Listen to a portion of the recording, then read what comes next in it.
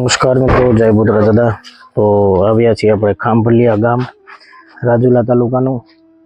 ત્યાં જરૂરિયાતમંદને કરિયાણા કીટ દેવા માટે પહેલાં પણ આપણે 2 વાર કીટ ઓલરેડી દઈ ચૂક્યા છીએ આ ઘેરે, અને પાછા આપણે આવ્યા છીએ કરિયાણા કીટ દેવા માટે આ પરિવારને ત્યાં, કે જે એકદમ નિરાધાર અને એકલા માડી રહી છે. જો પરિસ્થિતિ તમે આ ઘરની જુઓ, આ માડી છે, તમે જોઈ શકો એ પ્રમાણે એનું મકાન છે.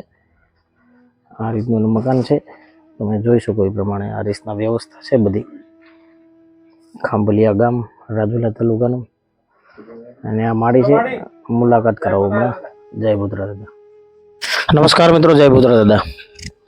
તો બુદ્રા દાદા યુવા ગ્રુપ ફરી પાછા આપણે રાજુલા તાલુકાનું ખાંભલિયા ગામે આવ્યા છીએ જરૂરિયાતમંદની મદદ માટે. તો 2 વાર ઓલરેડી કે આપણે ઘણા ટાઈમ પહેલાં કીટ આપી ગયા હતા, પાછા આવ્યા છીએ કરિયાણા કીટ દેવા માટે. આ પ્રતાપભાઈ છે, અમારા ગ્રુપના મેમ્બર છે, બુદ્રા દાદા યુવા ગ્રુપના. તેને થકી આપણને 2 પરિવાર મળ્યા છે. આ પહેલો પરિવાર છે, અને પછી હજી એક પરિવારને આપણે પાછા હમણાં દેશું કીટ. તો માડીનો તો તમે જોઈ શકો, એકલા જ છે, એકદમ એકલા છે. હાવ એકલા છો ને માડી? હાવ એકલા છે. બેનોના લગ્ન કરી નાખ્યા? હા રે છે 2 બેનો.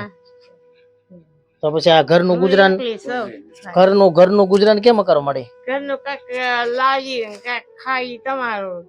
એવું છે? અમારું નહીં, બુદ્રા દાદા યુવા ગ્રુપનું, દાદાના ગ્રુપનું, અમારું નહીં. અમે તો આ નિમિત્ત બન્યા છે માડી તમારી સેવા કરવા માટે.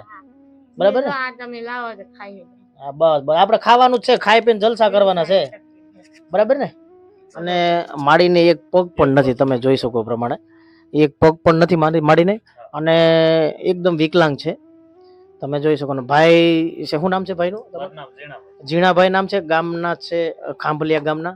તો આપણે ઝીણાભાઈને પૂછ્યું કે અમે જે આ સેવા કરીએ છીએ તમારા ગામમાં, તમે કંઈક 2 શબ્દ કયો અમારા ગ્રુપને, કેવું અમે સારું કામ કેવું કરીએ છીએ, તો અમને પણ કંઈક પ્રેરિત થઈ. ઝીણાભાઈ ભાઈ, જે બુદ્રા દાદા ગ્રુપના જે સભ્યો છે એ આ બધી કીટ વિતરણ કરે છે. 1 મહિનાનું ટોટલ કરિયાણું, કોઈ વસ્તુમાં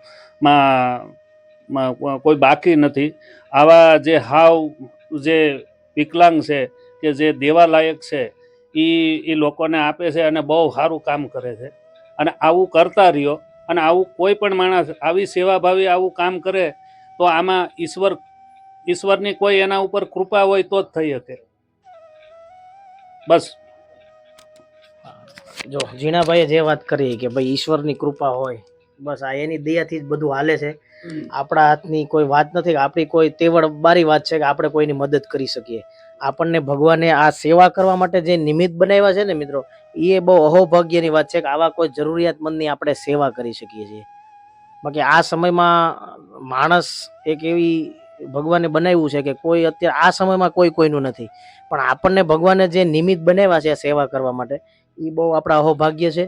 અને બસ દાદા પાસે એટલી પ્રાર્થના કે આવા કોઈ જરૂરિયાતમંદ હોય એની આપણે સેવા વધારેમાં વધારે કરી શકીએ. બસ એ જ સાથે મળીએ પાછા બીજા પરિવારને. જય બુદ્રા દાદા.